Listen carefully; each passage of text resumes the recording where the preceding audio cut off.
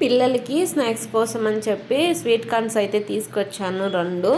అట్లనే మొన్నైతే నేను మొక్కజొన్నలు కూడా తీసుకొచ్చాను 50 రూపీస్కి 3 అని చెప్పి. అవి కూడా ఉన్నాయి 2. ఇంకా పిల్లలు స్వీట్ కార్న్ ఎక్కువ అడుగుతుంటారని చెప్పి స్వీట్ కార్న్ అయితే దొరికింది బయట, అందుకని నేనైతే బయట తీసుకొచ్చాను. ఇక్కడ చూసారు ఎంత బాగా ప్యాకింగ్ చేశారో కదా, కవర్తో అయితే ప్యాకింగ్ చేశారు. గట్టిగా ఉంది అసలు.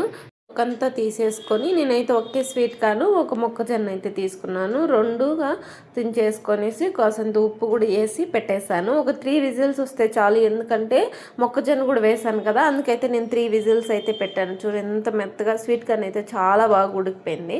మొక్కజొన్న కూడా ఉడికిపోయింది, చాలా బాగుంది. పాపకైతే స్వీట్ కార్న్ అంటే ఇష్టము, ఆ బాబుకైతే మొక్కజొన్న అంటే ఇష్టము, కాబట్టి 2 అయితే వేసి ఉడకపెట్టాను. ఇంకా ఉప్పు కారం లేని అస్సలు తినరండి వాళ్ళు, అందుకోసమని అయితే కొంచెం కారం ఉప్పు 2 వేసి మిక్స్ చేశాను. నిమ్మకాయ అయితే వాళ్ళకి పెట్టిస్తున్నాను. చాలా కాలిపోతుంది అసలు. వేడివేడిగానే ఉంటే బాగుంటుందని చెప్పి వేడివేడిగానే వెయ్యమ్మా అంటున్నారు, అందుకోసమని అయితే నేను కూడా వేడివేడిగా ఇస్తున్నాను. ఇక్కడ మా వారు లేరు అనుకుంటున్నారా, మా వారు అయితే ఊరికి వెళ్ళారు.